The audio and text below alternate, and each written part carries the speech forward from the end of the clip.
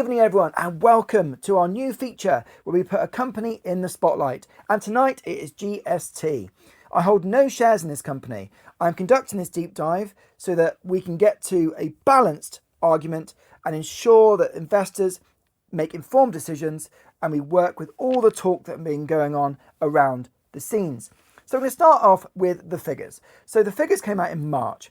Now they got 4.25 million in cash. But then out of that period, they got another 750,000 plus the 285,000 loan facility. They made a 1.6 million loss. And to be honest, they've got a 1.8 million employee cost. So that's quite high. They got 2.7 million in liabilities, but it looks like they've cancelled the 800,000 loan facility undrawn, which will come off that. Now they've talked about their feeling that there's adequate capital to see them through, and if you look at the losses and you look at the cash in their bank, they're probably right. So we can't be sure. Now, the reason we can't be sure is we can't be sure on anything with these markets, but it did say in there they could access further capital if required. So we don't know. They probably have to put that caveat in there, but the cash in the bank and the stuff they've got looks decent. Okay, their revenue reduced. Okay, it was 4.24 million last year and 2.27 million this year. Now they're talking about the revenue falling from certain assets they've got and companies they've acquired, which have not produced the revenues that they wanted. So I'm going to sort of break that down really into two parts. Okay, so where they're going next, what they've got now, and where they see themselves going. So first up, Agra. Okay, so Agra is about this foreign exchange. Now their revenues. 137 million went through in transactions, and that produced 430k revenue. But they talked about that revenue being sort of reduced. Now that's a negative, right? But the balance to that is the fact that they're saying that they've now acquired this Pay PT finance. Okay, they can turn that into Agra Global, into one brand, and they've been in onboarding since September, and their plans to accelerate revenue. So look, we can take an RNS and results and pick it apart and think it's negative, but really we have to give the company time with this. It's, the new acquisition, which they're going to put into this Agra Global, we've got to give it time to come to fruition.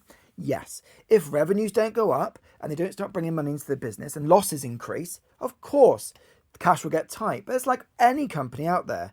So you have to give it time. So let's see how that goes, is my take on that one. Let's see if that brings more revenues in, if revenues increase, and then the board of directors sort of stick to what they've said and they want to accelerate revenue, and that would be great for the company. Now, the current exchange. I think the balance here is, there were figures being quoted that were just not factual. However, they were quoted on websites and things, so you can see where the rabbit hole started. So you can kind of understand it, okay? But what I will say is, like with anything, make sure we wait for official confirmation on anything. There's nothing from the company yet, okay, about revenues, about what they're doing, about even the launch, which is surprising. But again, it's new and needs time. So the two things I'm saying about the business at the moment is there's new stuff that just needs time.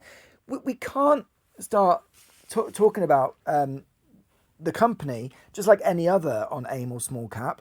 We have to give it time.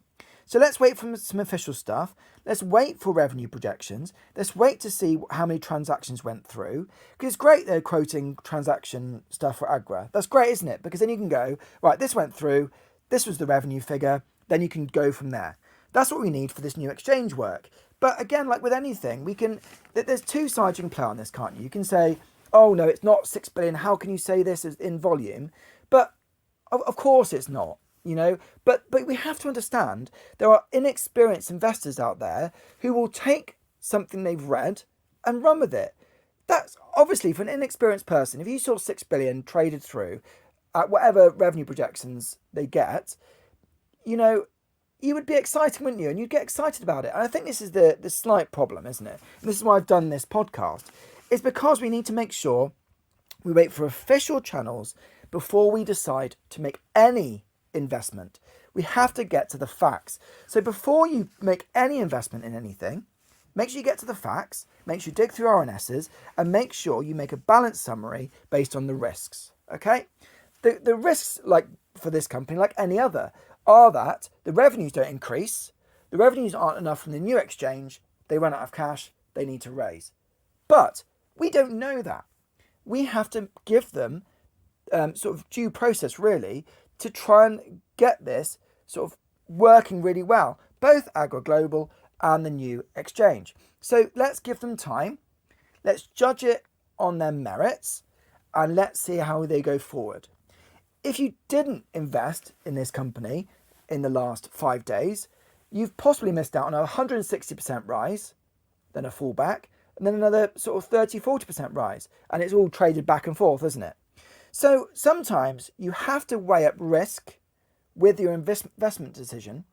But what I will say is make sure you do so based on facts and also a bit of your gut. You know, I've made many investment decisions based on gut and it's done well for me. There's some that haven't. So but I'm to blame for those. So you need to make sure you weigh up the facts with what's in front of you and then what your risk profile is. If you then make a decision, that's your choice. Don't take what you read on boards and quoted figures and social media as verbatim, because it just might not be. So hopefully that's a balanced summary. I think give them time and then we'll see how it pans out. So I hope that's helped. Great to get some feedback and see you tomorrow.